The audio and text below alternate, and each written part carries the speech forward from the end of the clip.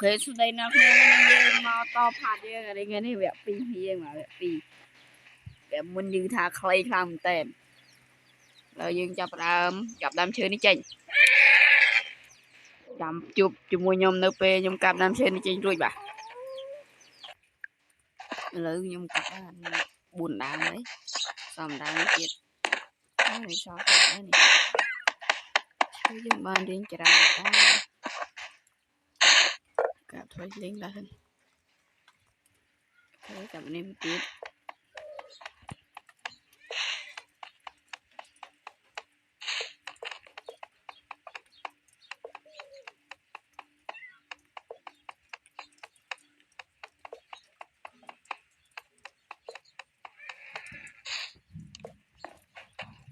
này là đây đã nhóm màu trong cặp cho của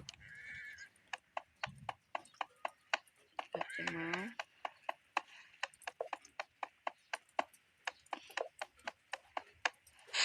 rồi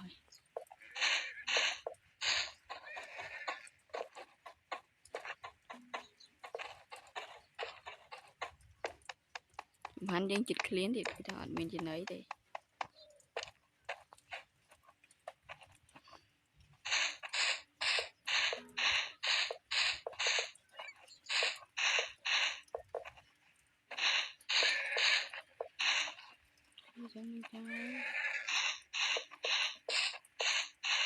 để làm đâu nữa ấy lấy thêm thịt đẹp tới chẳng cài cái gì đã từ từ đi chứ bánh mày chăng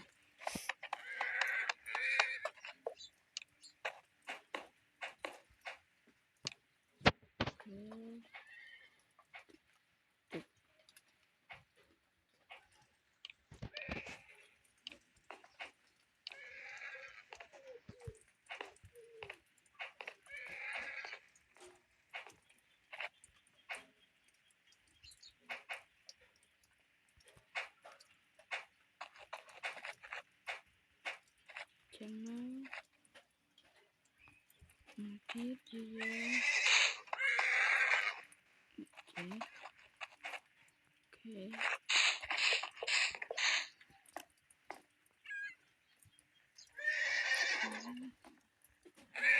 chúng ta chơi đánh tiếp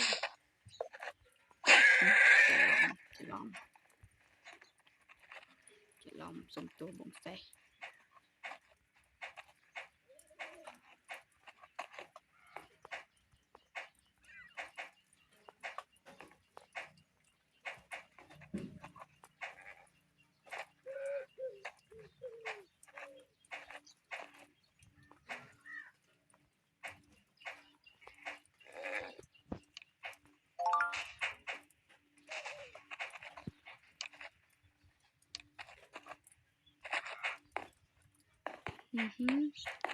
đã chắc mà này đón trẻ em mùi vào đây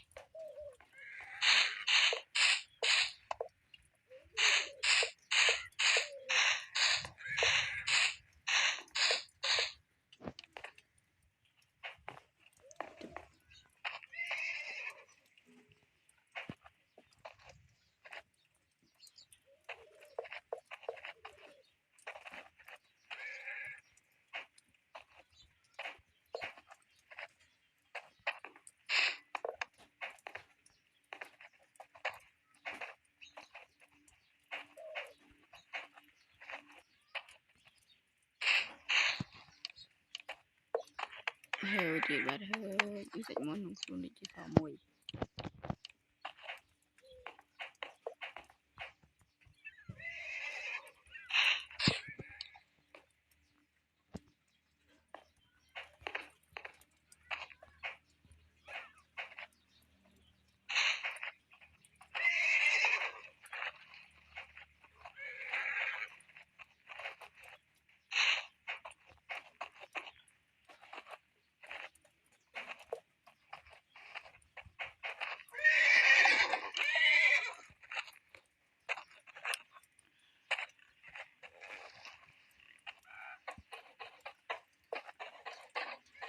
cặp thầm mồi thế này nằm bay đợt sạch body pop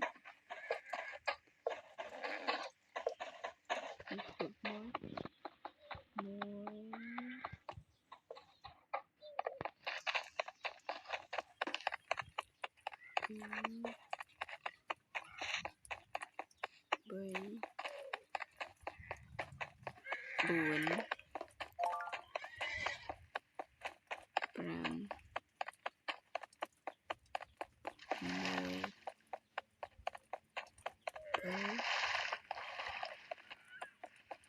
mười cái bảy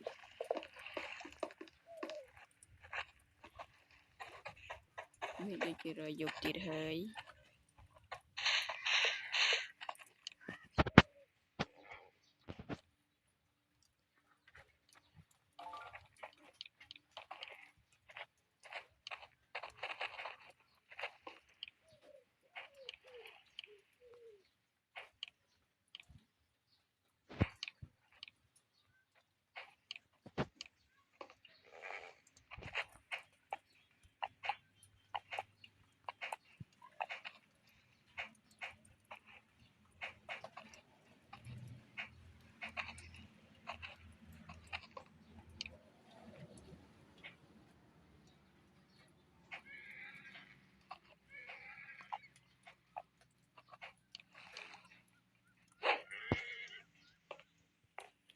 trong một bông xe có thứ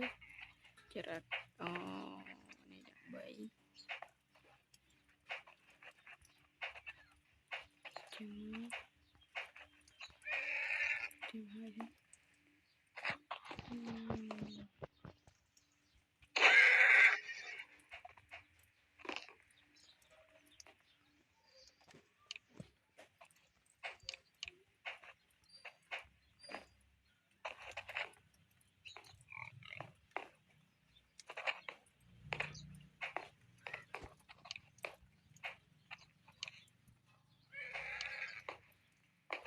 đó bật đi chậm được chậm thôi đi ok chấm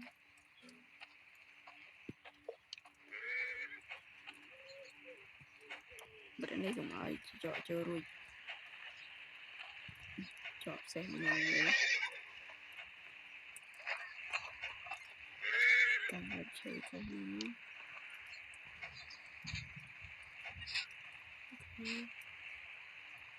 cũng mới thấy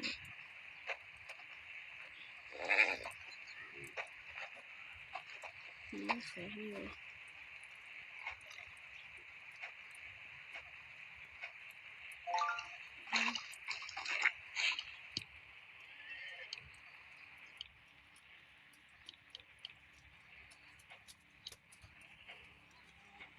còn một tiền dương đã đi đấy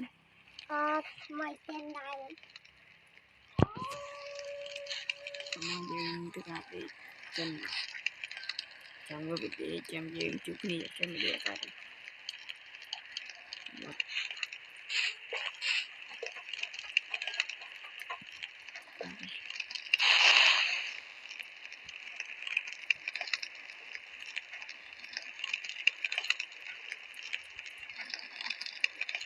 chút này để đi cài để cho người đi trong những chút này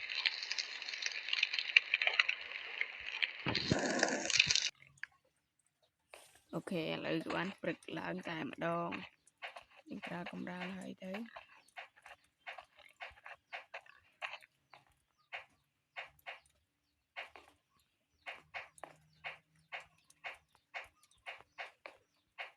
trong heo làm thế này trong rồi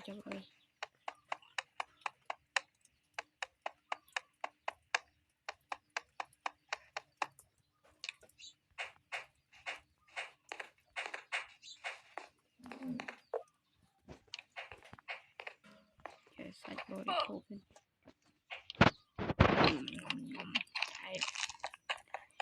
còn con sẽ bán mình mồi từ người uống cảm người ta tuổi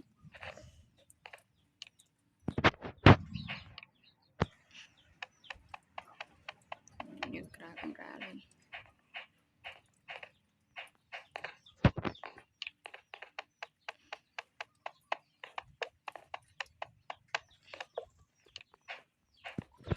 thì hà nấu chơi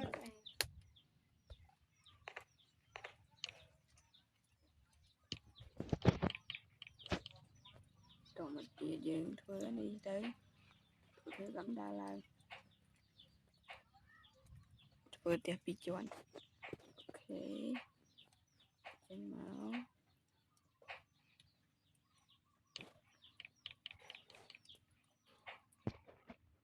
Thà bên nó có cái gì lợi cái camera làm cái đi tới đấy chỉ nó có xe để chân máu ơi cha lòng. Ok, như thế cái này nó em mà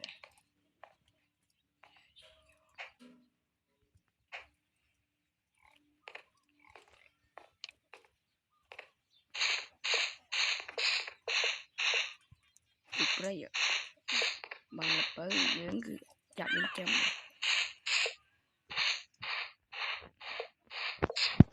trong thiết chuyện được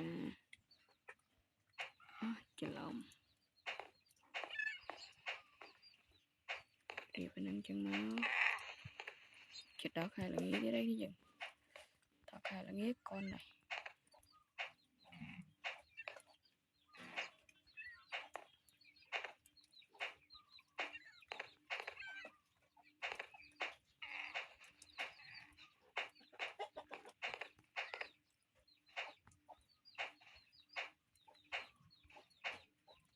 đã cột máu.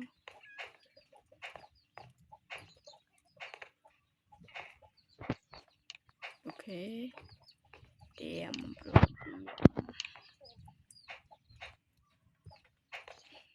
biên má này chơi mình không chơi rằng đã bay má rồi thì ok nơi cái này vậy là qua cho nó vậy chụp rì cầm miên này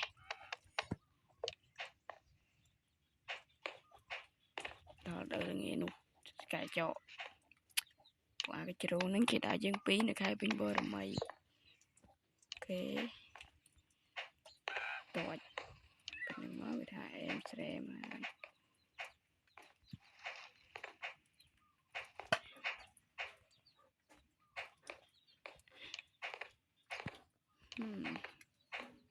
đã chân thì máu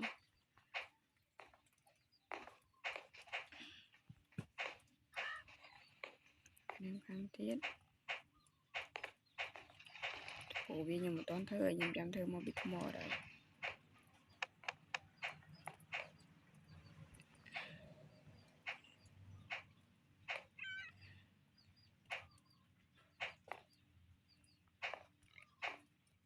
chân máu thiết chân máu chân chân wow oh my god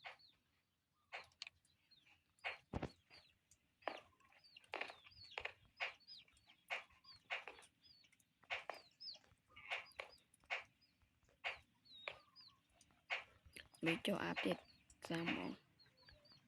ok cái này là trang để cái này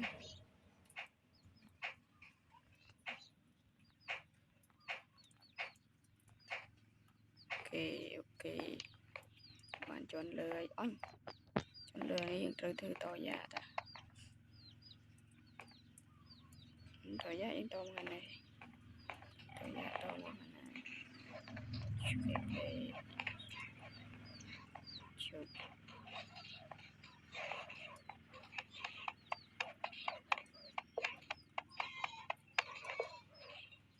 chụp cái thằng chụp đi em phải tỏ giả đó nó đã ai chảy máu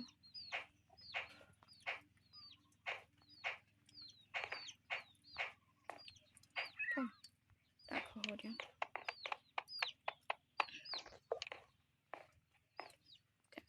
trầm này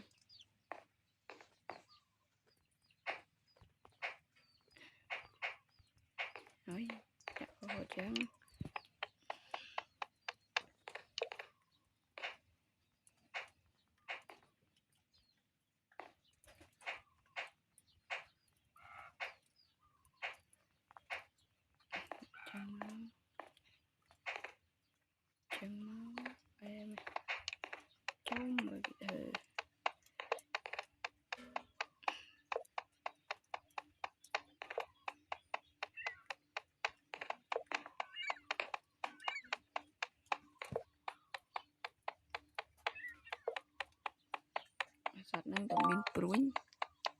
tụi bên này bạn chung what the fuck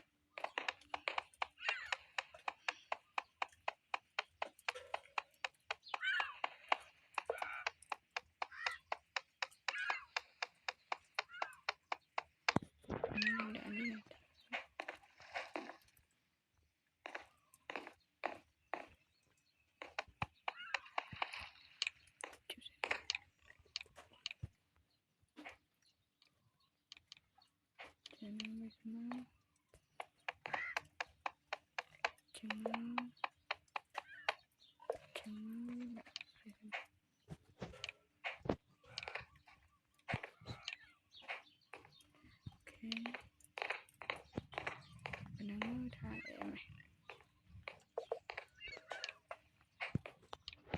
mẹ đôi chị ra dục chị thôi cái chết biết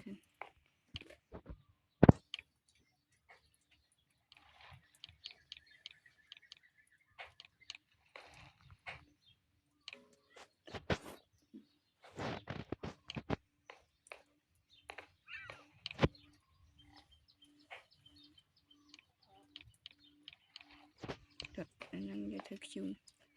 để cho nó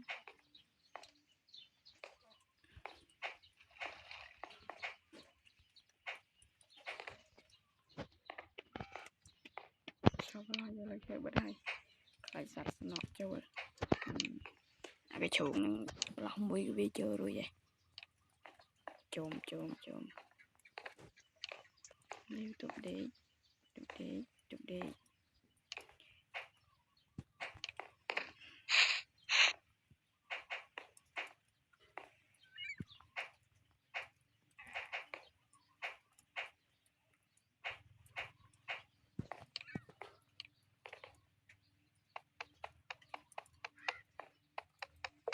oh my god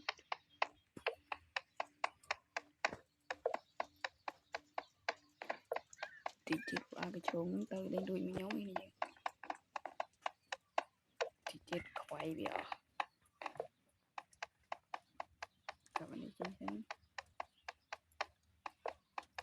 chết khỏi nè để xem chắc rồi chó bị thì giật lớn thôi cho làm việc chung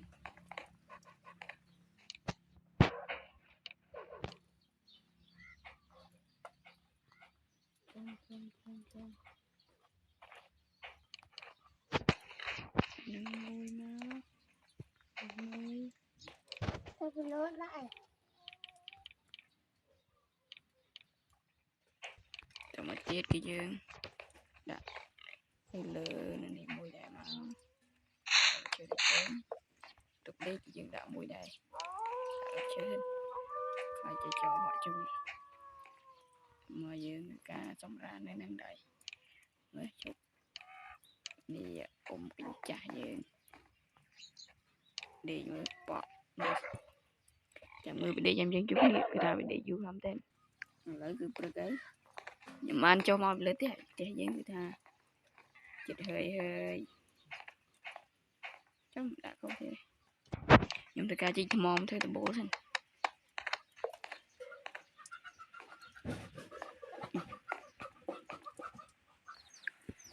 nó ngay nào thì nhung chỉ mò trong chỉ từ ban bốn đồng lấy cái xuống chỉ vô đây ôi vùng cọt chung phong từ ban xuống em lại dần cụ đỡ chỉ cho con tiền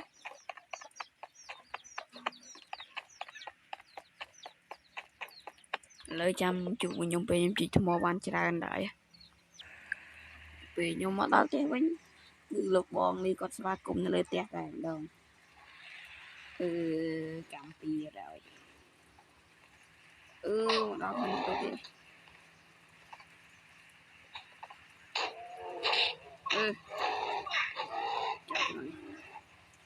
vì cái đau rồi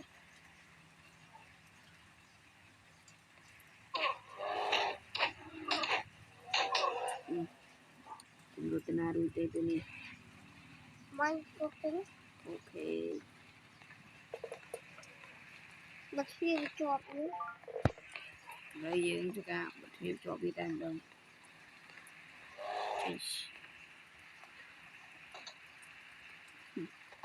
េះក្នុងហ្នឹងសិនទៅបាត់ហើយចាំជួបគ្នាពេលខ្ញុំសំឡេះវាចោលហើយឥឡូវនេះគឺថាវាចាំងព្រៀបខ្ញុំវាអត់ហ៊ានវាយទេចុយរត់បាត់ហើយរៀងចិត្តក្រោយ นักอ่านมาเอง